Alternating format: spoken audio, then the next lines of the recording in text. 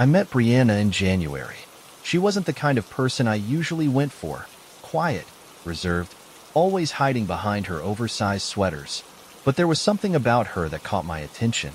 Maybe it was her laugh, or the way her eyes lit up when she talked about her favorite books. We met through a mutual friend at a small get-together, and after an awkward but endearing conversation about our shared love of old movies, I asked for her number. From there, things moved fast. Texts turned into late-night phone calls, which turned into coffee dates, which turned into dinner dates. By the time February rolled around, it felt like we had known each other for years. When Valentine's Day approached, I decided to go all out. I wasn't usually the romantic type, but Brianna made me want to try. I made reservations at a nice restaurant, picked up a bouquet of roses, and even wrote her a cheesy little card.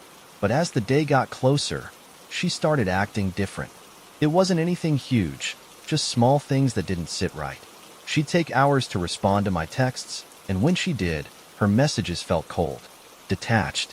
One night, she canceled our dinner plans last minute, saying she wasn't feeling well. When I offered to bring her some soup and keep her company, she didn't even reply. I told myself I was overthinking it, that maybe she was just stressed or had a lot on her mind. But deep down, I knew something was wrong. Valentine's Day finally arrived. I texted Brianna in the morning to confirm our plans, but she didn't respond until late afternoon. "Hey, sorry for the delay. Everything's still good for tonight. I'll meet you at the restaurant at 8. Her message was short, abrupt, but I didn't let it bother me. I spent the afternoon getting ready, trying to push the unease out of my mind. By the time I arrived at the restaurant, it was already dark. I grabbed a table by the window and ordered a glass of wine while I waited. Minutes turned into half an hour. I texted her again. No response. At first, I thought maybe she was stuck in traffic. But then, out of the corner of my eye, I saw someone standing outside the restaurant. A woman. She was wearing a long black coat, her face obscured by the shadows. She didn't move. She just stood there, staring through the window at me. I felt a chill creep down my spine. I turned my head to get a better look, but by the time I did, she was gone. I rubbed my eyes, trying to shake the feeling that something was off. And that's when Brianna finally walked in. She was wearing a bright red dress, her hair pulled back into a loose bun. She looked beautiful, but there was something in her expression that didn't match the occasion. She wasn't smiling. The dinner was awkward. Brianna barely said a word. She poked at her food, avoiding eye contact, her hands trembling slightly every time she reached for her glass. "Are you okay?" I finally asked. She forced a smile, but it didn't reach her eyes. "Yeah, I'm fine. Just tired." I didn't believe her, but I didn't push. We finished our meals in near silence, and by the time the check arrived, I was ready to call it a night. As we stood outside the restaurant, I noticed her looking over her shoulder, her eyes darting toward the darkened street. "What's wrong?" I asked. "Nothing," she said quickly. "Can we go back to your place? I just don't feel like being alone right now." Her voice wavered. "Of course," I said. We got back to my apartment around 10. Brianna was quiet the whole drive, her fingers fidgeting with the hem of her dress. Once inside, she seemed a little more relaxed. She kicked off her shoes, curled up on the couch, and smiled at me for the first time that night. I put on a movie and poured us both a drink. For a while, it felt like everything was back to normal, until the knocking started. It was soft at first, almost hesitant. I paused the movie and turned toward the door. "Are you expecting someone?" Brianna asked, her voice tight. "No," I said. The knocking came again, louder this time. I stood up, my stomach twisting into knots. "Stay here," I told her. I made my way to the door, my footsteps echoing in the silence. When I reached it, I peered through the peephole. There was no one there. I opened the door slowly, stepping out into the hallway. Empty, but then I saw it. A single red envelope, sitting on the floor, right outside my door. I bent down and picked it up, my hands trembling. Inside was a piece of paper, the edges frayed, the ink faded. It only had one line. "You can't save her." I stepped back into the apartment, slamming the door shut behind me. "What's wrong?" Brianna asked, sitting up on the couch. I handed her the letter without a word. Her face went pale as she read it. Then she whispered, "He found me." My blood ran cold. "What are you talking about?" "I thought I could get away," she said, her voice barely audible. "I thought he wouldn't find me if I moved here." "Who?" She didn't answer. Before I could press her, the lights flickered. And then the knocking started again. This time, it was coming from the bedroom. The knocking from the bedroom door echoed through the apartment. I froze. My brain scrambled to make sense of it. We hadn't even gone near the bedroom yet, and no one else was here. "Who's in there?" I whispered, barely able to get the words out. Brianna didn't answer. She just sat there, pale and trembling, her hands gripping the armrest of the couch like it was the only thing keeping her from falling apart. The knocking came again, louder this time. I took a shaky step toward the hallway, my heart pounding in my ears. "Stay here," I told her, though my voice wavered. She reached out, grabbing my arm. "Don't," she whispered. "It's him. He found me." Her words sent a chill through me. "Who?" I asked, my voice rising. "Who's in there?" Before she could answer, the knocking stopped. The apartment was silent for a moment, and then the doorknob began to turn. I stepped back, my hands shaking. The door creaked open slowly, revealing the darkened bedroom beyond. It was empty. No one was there, but something felt wrong. The air was heavy, suffocating, and a faint smell of rotting flowers drifted out into the hallway. On the floor, just inside the bedroom, was another red envelope. I bent down, my breath shallow, and picked it up. The paper felt old, brittle, like it had been sitting in a damp place for years. Inside was a folded note, and written in the same delicate handwriting as before were 3 words. "She's already mine." I stumbled back into the living room, holding the note like it was about to burn through my hands. Brianna stood up, her face pale, her eyes darting toward the bedroom door. "What does it say?" she asked. I didn't answer. I couldn't. She stepped closer, snatching the note out of my hand. When she read it, her breath hitched. "No," she whispered. "No, no, no." Her voice cracked, and I could see tears forming in her eyes. "Brianna, what's going on?" I demanded. "Who's doing this?" She didn't respond. Instead, she turned toward the front door. "We have to leave. Right now." "What? Why?" She grabbed her shoes, her hands trembling so badly she couldn't tie the laces. "Because if we stay, he's going to kill you." We ran to my car. The night was cold and eerily quiet, the kind of silence that felt unnatural, like the world was holding its breath. I started the engine, gripping the wheel so tightly my knuckles turned white. "Where are we going?" "Just drive," Brianna said. She was hunched in the passenger seat, her arms wrapped around herself, her eyes darting to the rearview mirror every few seconds. I pulled out onto the street, my heart racing. "You need to tell me what's going on. Who is he?" She hesitated, chewing on her lip. "His name is Elijah," she said finally. Her voice was barely above a whisper. "We dated, a long time ago." I glanced at her. And he didn't take it well when I broke up with him." "Didn't take it well?" I repeated, my voice rising. "What does that mean, Brianna? Is this guy stalking you? Is he dangerous?" She didn't answer. That's when I noticed the lights behind us. A pair of headlights appeared in the rearview mirror, blindingly bright against the dark road. They were close. Too close. "Who is that?" Brianna asked, her voice trembling. "I don't know," I muttered, pressing the gas. The car behind us sped up, matching our pace. My heart began to pound.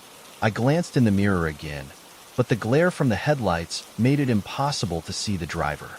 Then the car started to swerve. Left, right, left again, like whoever was driving it was trying to run us off the road. "Is it him?" Brianna whispered, her voice breaking. I didn't answer. I just pressed the gas harder, the engine roaring as the car surged forward. The headlights stayed right behind us, unwavering, like a predator closing in on its prey. And then, they disappeared. I slammed on the brakes, the tires screeching as the car came to a sudden stop. Brianna and I sat there in silence, staring into the empty road behind us. The car was gone. No headlights. No engine. Just darkness. What the hell? I muttered. Brianna was shaking, her hands clutching the edges of her seat. It's him, she said. It's Elijah. He's here. That's impossible, I said. There was no car. A loud bang cut me off. Something had hit the back of the car. Brianna screamed, and I twisted around in my seat. There was no one there. Nothing. But the rear windshield was covered in handprints. I slammed the car into gear and floored it, my heart racing faster than the engine. Brianna was sobbing beside me, her hands covering her face. He won't stop, she said. He never stops. I didn't know what to say. All I knew was that we needed to keep moving. But no matter how far we drove, the feeling of being watched never went away. We ended up at a motel on the edge of town. The place was run down, the kind of place where the walls were too thin and the doors didn't quite lock right. But it was the only place that felt even remotely safe. Brianna refused to leave my side. We locked the door, pushed a chair against it, and huddled on the bed, too scared to sleep. Around 3 a.m., I heard it again. The knocking. This time, it was coming from the motel door. Brianna's eyes widened, and she shook her head violently. "Don't open it," she whispered. I didn't plan to, but then, the chair slid away from the door. By itself. Brianna screamed, and I grabbed her hand, pulling her toward the bathroom. We locked ourselves inside, my heart pounding so hard it felt like it would burst. And then we heard his voice. Soft, calm. "You can't hide from me, Brianna." When we finally worked up the courage to leave the bathroom, the door to the motel room was wide open. There was no one there, but on the bed was another red envelope.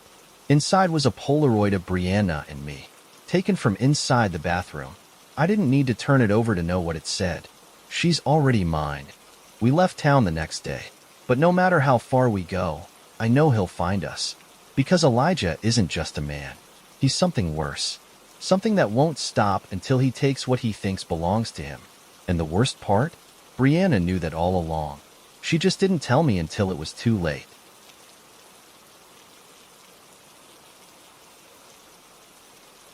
I met Jonah at a Valentine's Day party last year. It wasn't my kind of scene. Too many people, too much noise, and way too many bad pickup lines. But my best friend, Margot, had insisted I come. She was convinced I needed to put myself out there after my last relationship ended. Jonah wasn't the kind of guy I usually went for. He was quiet, almost shy, with this awkward charm that made him stand out from the loud, overly confident guys circling the room. When we started talking, it was easy, natural. He asked me if I believed in fate. I laughed and told him no. But by the end of the night, I wasn't so sure. After the party, we started texting. He wasn't like anyone I'd met before. Sweet, attentive, a little mysterious. For weeks, he sent me these beautifully written messages, long, thoughtful texts about everything from his favorite books to the way the stars looked outside his apartment window. It felt romantic, but there was something strange about him, too. He never wanted to meet in person. Every time I suggested it, he had an excuse. Work deadlines, family commitments, a cold that wouldn't go away. Part of me started to wonder if he was hiding something. But he had this way of making me feel special, like I was the only person in the world who really mattered to him. So I ignored the red flags. When Valentine's Day came around, I thought it might finally be our chance to meet. But instead of asking me out, Jonah sent me a gift. A small red box, wrapped in shiny paper, with a handwritten note attached. "For you. My heart is yours." My heart skipped a beat. I didn't open the box right away. Something about it made me nervous. The paper was slightly crumpled, the ribbon tied too tightly, like it had been handled too many times before it reached me. When I finally unwrapped it, my stomach turned. Inside was a single lock of hair. Dark, curly, not mine. I didn't know what to think. Was it a joke? Some weird attempt at romance? I texted Jonah, trying to keep my tone light. "Thanks for the gift. It's interesting. Where did you get it?" His reply came almost instantly. "It's mine. I thought you'd want a piece of me." I stared at the screen, a cold chill creeping down my spine. What the hell was wrong with this guy? I tried to laugh it off, but something about his message felt off. I didn't respond. That night, I woke up to a sound outside my window. It was soft at first, like leaves brushing against the glass. Then it came again. Tap, tap, tap. I sat up, my heart pounding. My bedroom was on the second floor. There was no way anyone, or anything, should be outside that window. But as I reached for my phone, the tapping stopped. The room was silent. I told myself it was just the wind, that I was overreacting. But when I glanced at the window, I saw something that made my stomach drop. A handprint, smudged and faint, but definitely there. The next morning, I woke up to another package on my doorstep. Another red box, wrapped just like the first. My hands shook as I picked it up. I didn't want to open it, but I had to. Inside was a photograph. A picture of me, taken from outside my bedroom window. I stared at it, my hands trembling. In the photo, I was asleep, my face half hidden by the pillow. And at the bottom of the photo, written in Jonah's neat handwriting, were 3 words. I'm always watching. I called Margot. She listened in silence as I told her everything. The hair, the photo, the handprint on the window. When I was done, she let out a low whistle. That's seriously messed up. Are you sure it's him? Who else could it be? I said, pacing the living room. He's the only one who knows where I live. And that message, I'm always watching? Who else would send something like that? Margot hesitated. You need to call the cops. And tell them what? That my creepy almost boyfriend is leaving me hair and pictures? They won't take it seriously. You can't just ignore it, she said firmly. This guy is dangerous, and you don't know what he'll do next. She was right. I knew she was right, but part of me didn't want to believe it. Jonah had seemed so perfect. How could he be the same person doing all of this? That night, I double-locked all my doors and windows. I sat in the living room with every light on, my phone clutched tightly in my hand. Around midnight, I got a text. Unknown number. You don't need to be afraid of me. I'd never hurt you. I stared at the screen, my pulse racing. Who is this? I typed back. There was no reply, but a moment later, there was a sound from the kitchen. A soft, deliberate click. The back door. I grabbed the nearest thing I could use as a weapon, a heavy lamp, and crept toward the sound. My heart was pounding so hard I thought it might burst. The door was slightly ajar.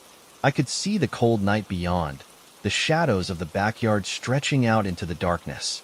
And on the floor, just inside the door, was another red box. This one wasn't wrapped.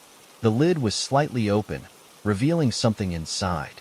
Something that looked like a tooth. I slammed the door and locked it, my hands shaking so badly I could barely grip the latch. My phone buzzed again. Another text. Unknown number. You didn't like your gift? I didn't respond. Instead, I called Margot. She picked up on the first ring. What happened? He's here, I whispered. He left another box. Margot, I don't know what to do. The line went dead. I stared at the phone, my breath catching in my throat. The call had dropped. But then, in the silence, I heard it. Tap, tap, tap. The sound was coming from the living room window. I froze, my phone clutched tightly in my hand. The air felt thick, like it was pressing down on my chest. My heart hammered in my ears as I turned toward the window. The curtains were drawn, but the faint silhouette of something, was visible through the fabric, standing perfectly still. Then the tapping stopped, and a voice followed. Soft, muffled. Let me in. I stumbled back, nearly dropping the lamp I had grabbed for protection. My legs felt like they would give out beneath me. The voice came again. Let me in, Claire. It was Jonah, but his voice wasn't how I remembered it.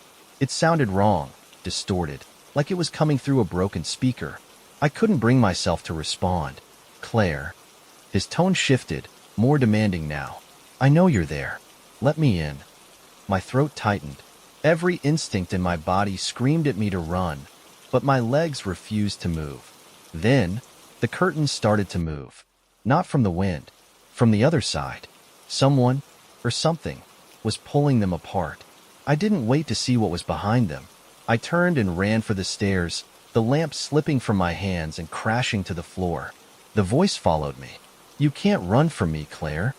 My mind raced as I bolted up the stairs, my bare feet slamming against the cold wood. The bedroom door was ahead of me, open just a crack. I threw myself inside, slamming it shut and locking it behind me. I pressed my back against the door, trying to catch my breath. My hands were shaking so badly I could barely hold my phone. Another text came through. Unknown number. You're making this harder than it needs to be. Tears welled in my eyes.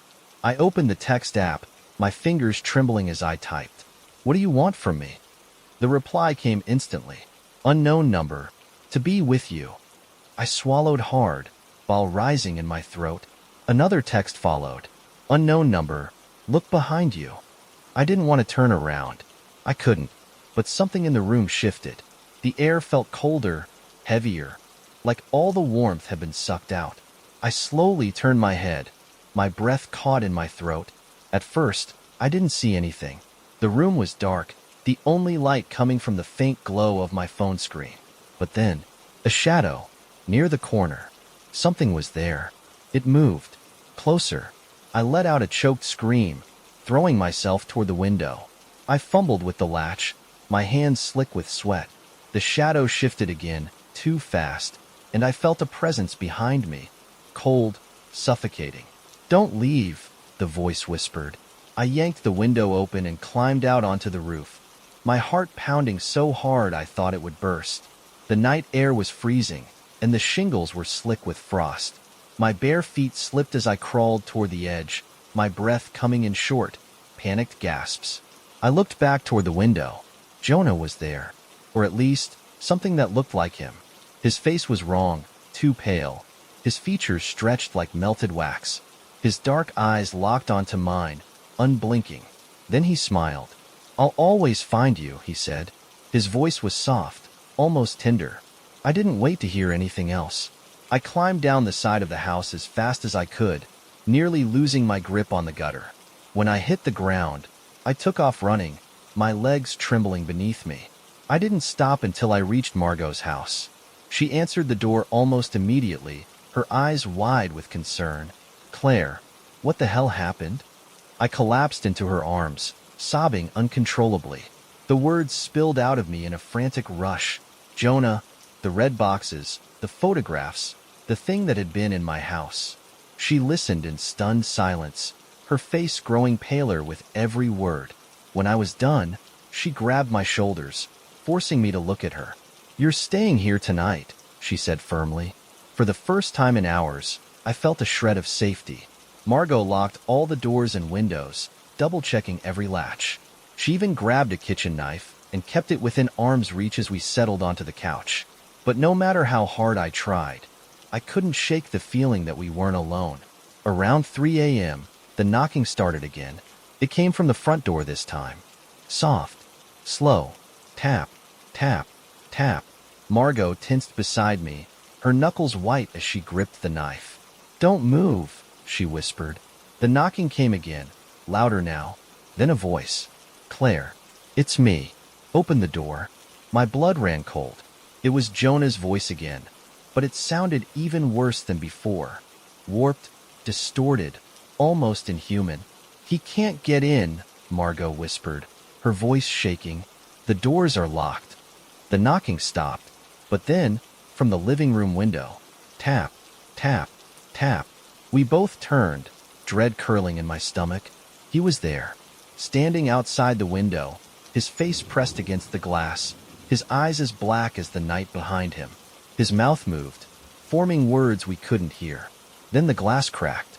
Margot screamed, grabbing my hand and pulling me toward the back of the house. We ran into the kitchen, slamming the door behind us. She locked it, her breaths coming in frantic gasps. What the hell is he? She whispered, her voice trembling. I don't know, I choked out, but he's not. A loud crash cut me off, the sound of glass shattering. He was inside. We didn't wait to see where he was. We bolted out the back door, running into the freezing night. I don't know how long we ran. Eventually, we reached a neighbor's house and banged on the door until they let us in. By the time the cops arrived, Jonah, or whatever had been pretending to be him, was gone. All they found was the shattered window and a single red box sitting on the living room floor. Inside was another photograph of me and Margot, taken from the kitchen. It's been a year since that night. I don't know what Jonah was or how he found me, but I know he's still out there. Because every Valentine's Day, I find another red box on my doorstep, and inside, there's always a photograph of me, taken from closer than the last one.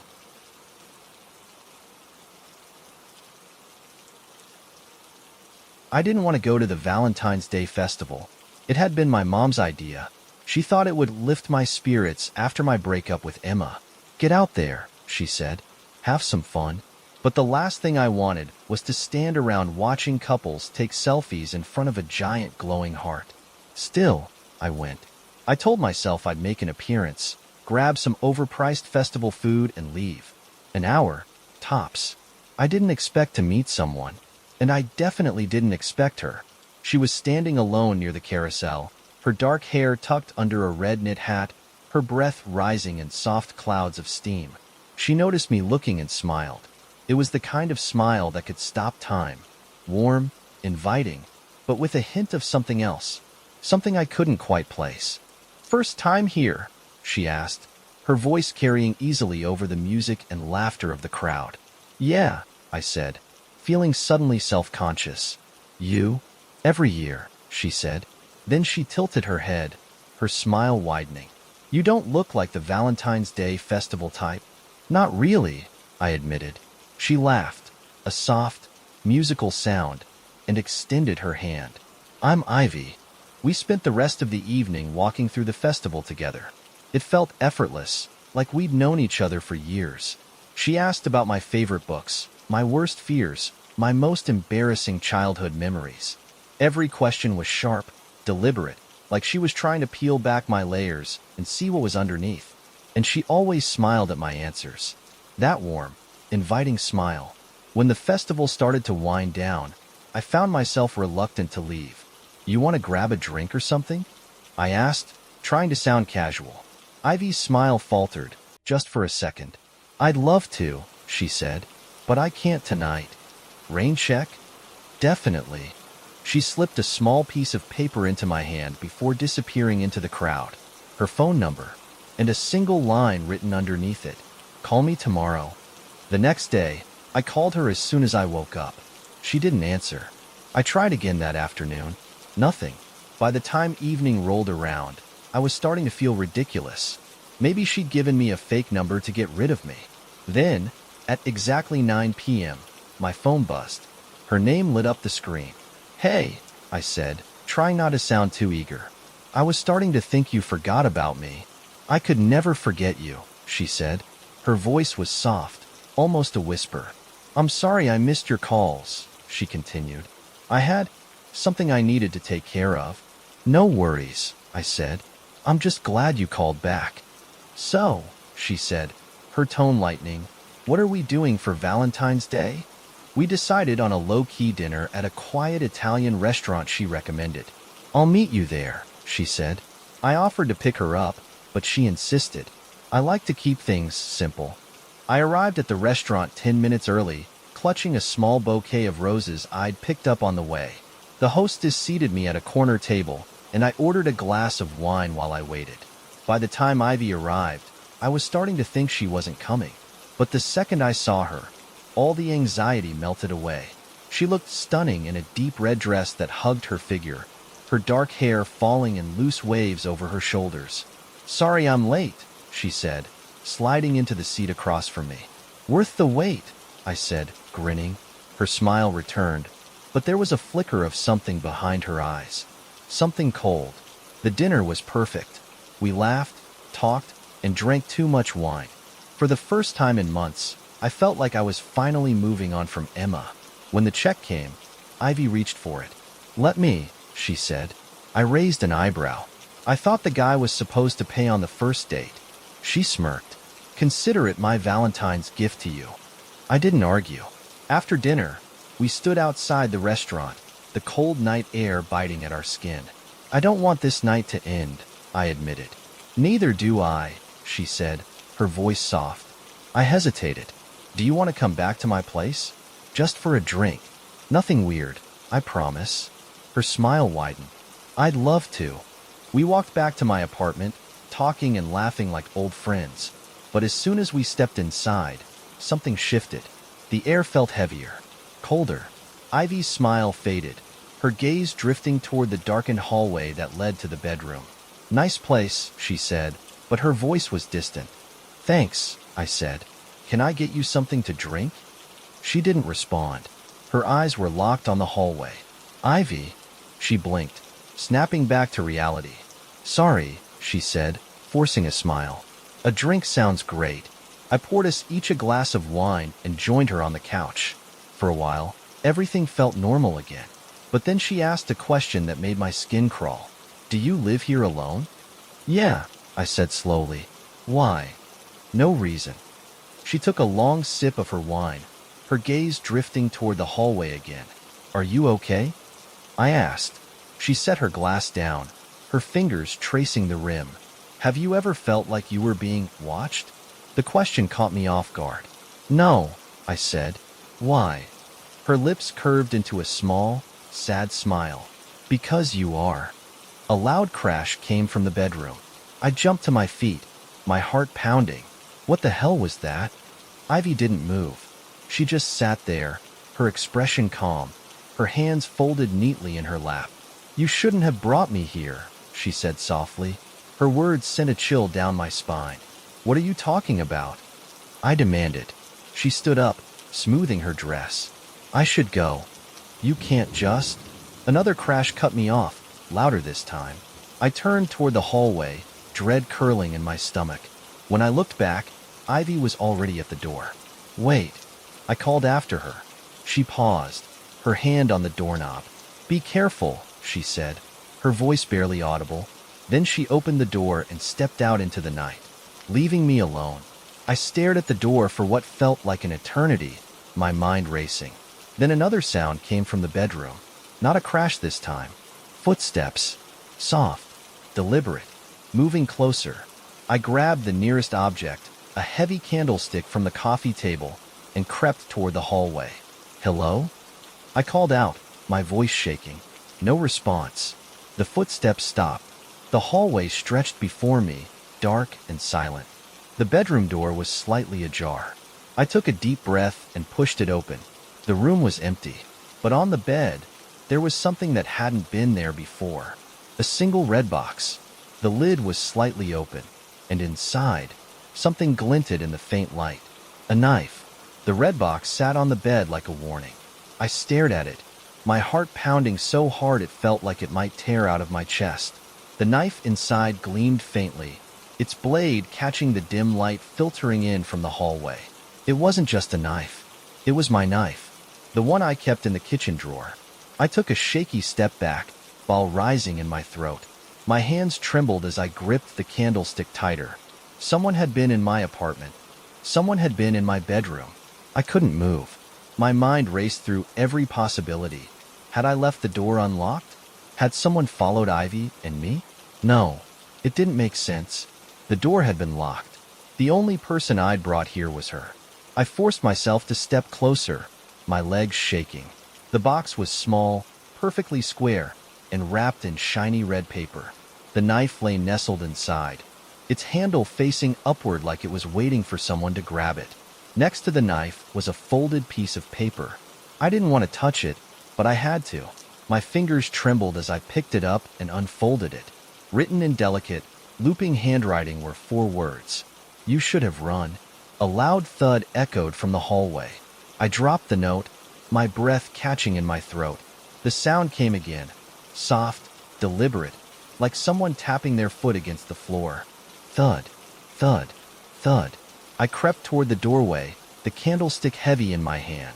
The hallway stretched out before me, dark and silent. Hello? I called out, my voice barely above a whisper. No response. Then, a shadow moved, just at the edge of my vision, near the living room. I froze. Someone was in the apartment. I tightened my grip on the candlestick and stepped forward, my pulse hammering in my ears. As I reached the living room, my stomach dropped. The front door was wide open. The freezing night air seeped in, sending a chill down my spine. I could hear it now, the faint sound of footsteps outside, moving away from the building. I slammed the door shut, locking it and bolting the chain. My mind was racing, every nerve in my body screaming at me to get out, to run, to leave everything behind. But I couldn't. Not yet, because something told me it wasn't over. I backed away from the door, my breath uneven. My eyes darted to every corner of the room, searching for any sign of movement. Then my phone buzzed. I nearly jumped out of my skin, fumbling to pull it out of my pocket. A new text. Unknown number. You let her go. My hands trembled as I typed back. Who is this? The response came immediately. Unknown number. I told you to run. My stomach twisted. What do you want? Unknown number. You shouldn't have brought her there. I stared at the screen, my mind reeling. Brought her there? What did that even mean? Before I could reply, another text came through. Unknown number. I'm still here.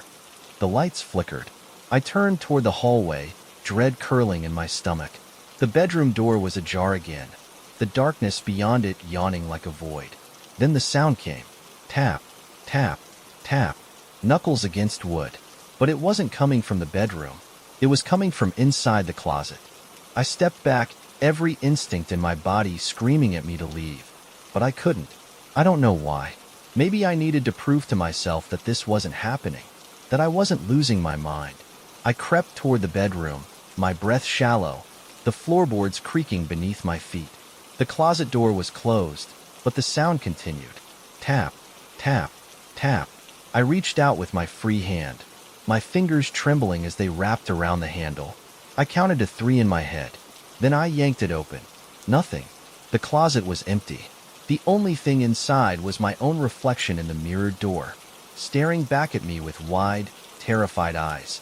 I let out a shaky breath, relief flooding through me. But then, the reflection moved. I didn't. It tilted its head, its lips curling into a slow, unnatural smile. And then it spoke. She brought me here. I stumbled backward, my heart pounding in my chest. The reflection didn't stop smiling. Its black eyes locked onto mine. Behind me, I felt the air shift. I turned, the candlestick raised, but no one was there. When I looked back at the mirror, the reflection was gone. I ran. I don't remember grabbing my keys, don't remember slamming the front door behind me. I just ran, out into the freezing night, my breath clouding in the air as I sprinted down the street. I didn't stop until I reached the gas station a few blocks away. The cashier gave me a strange look as I stumbled inside, out of breath and shaking. "You okay, man?" he asked. I didn't answer. I couldn't. All I could think about was the note in the red box. You should have run. The next morning, I went back to the apartment with a friend. Everything was exactly how I'd left it. The front door was locked. The bedroom was empty. But the red box was gone. That was 6 months ago. I haven't seen Ivy since that night.